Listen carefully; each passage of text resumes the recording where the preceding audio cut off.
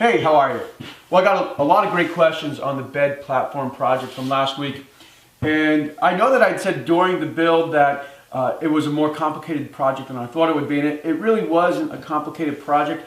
It was just complicated to explain the project and explain some of the reasons behind some of the things that I was doing. So all of your questions will really help to hopefully make everything clear. And I'll make a video that will go up, I guess, tomorrow or maybe Wednesday, because now I'm doing a rush job on a frame project.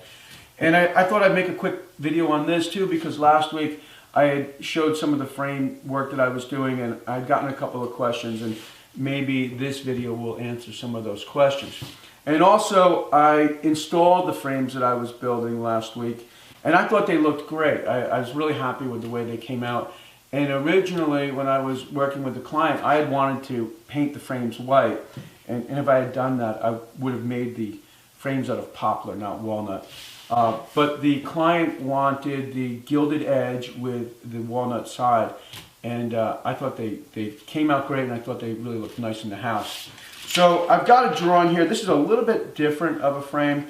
And so we'll take a quick look at the drawing, and then we'll get to work. Here's the drawing that I'm working off of, and I also sent this drawing to the client along with photographs of wood samples. And you can see I've got a face frame, and then I've got the frame molding, and the painting fits in the frame with a 1/4 of an inch reveal all the way around the painting. And the painting will be attached to the frame by screwing through the back of the face frame into the stretcher of the painting. I've already made the face frame using 1/2-inch plywood. The face frame is 2.5 inches wide, and I joined the face frame together using biscuits. Well, now I'm getting ready to make the molding for the frame.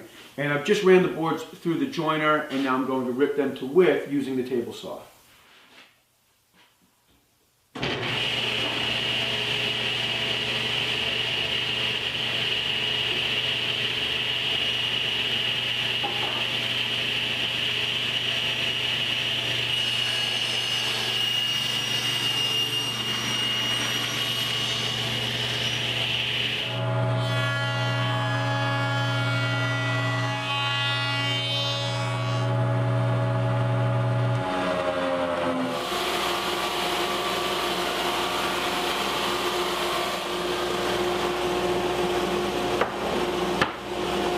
After I ran the boards through the table saw, I realized that they all had a slight warp to them.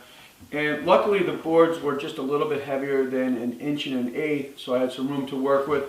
I had to run them back through the joiner and then through the sander, and now they're nice and straight. And you really want a nice straight board when you're making tapered molding, because if the board starts to pull away from the fence, it's going to change the width of the molding, and it's also going to create a lot of burn marks and saw blade marks on the molding. So I've changed the angle of the table saw blade to 7 degrees, raised the blade. I'll turn the board on its edge and run it back through the saw.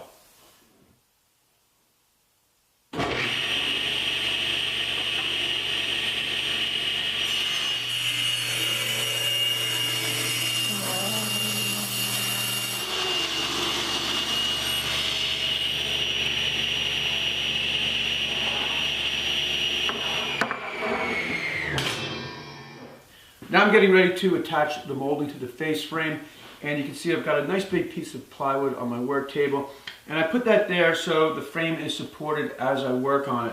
What I like to do is hang the end off that I'm nailing so I can feel with my hand that the bottom of the molding is flush with the bottom of the face frame. People often ask me what kind of chop saw do I use, and this is a relatively inexpensive Hitachi chop saw. I think it was about $120. And it's got a 60-tooth carbide blade in it. I think it's really not that high end, but what helps me get nice tight miters is the use of a sacrificial fence. If you haven't seen my video on how to make a sacrificial fence, I'll put a link on the screen.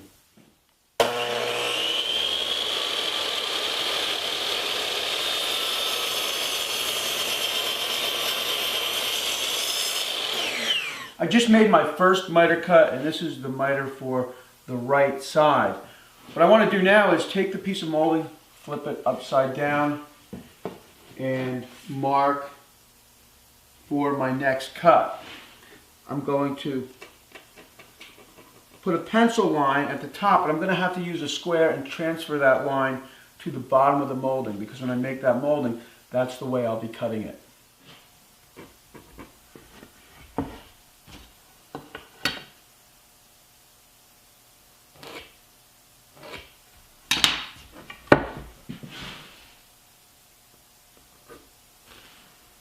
So now I'm back at the saw, and you can see that I haven't rotated the saw.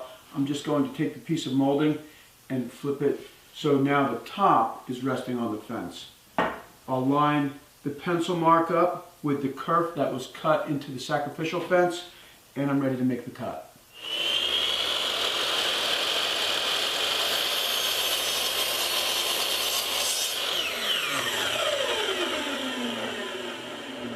The cut was a little bit heavy, which is a good thing. I usually try to creep up on these measurements.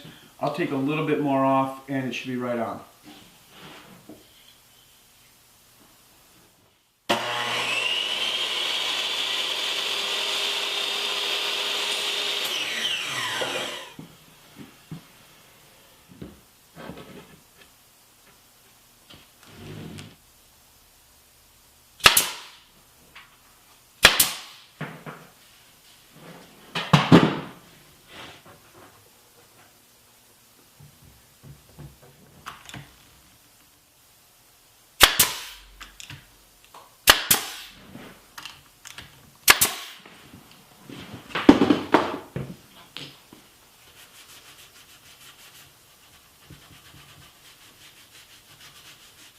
I like to pin the miters together first and then attach the molding to the face frame.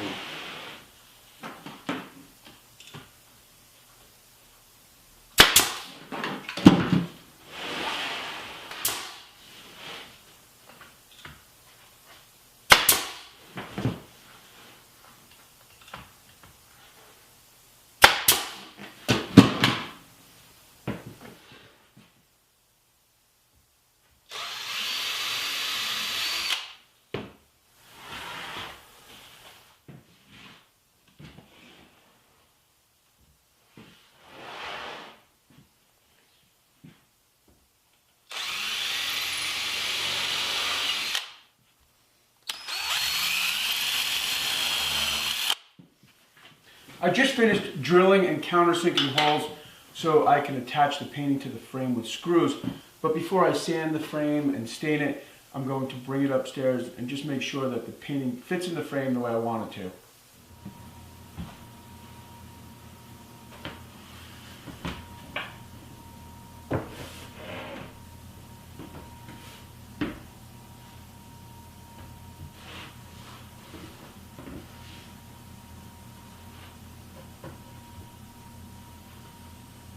Well, everything looks pretty good, so I'm going to take the painting back out of the frame and bring the frame downstairs and give it a good sanding and then stain it.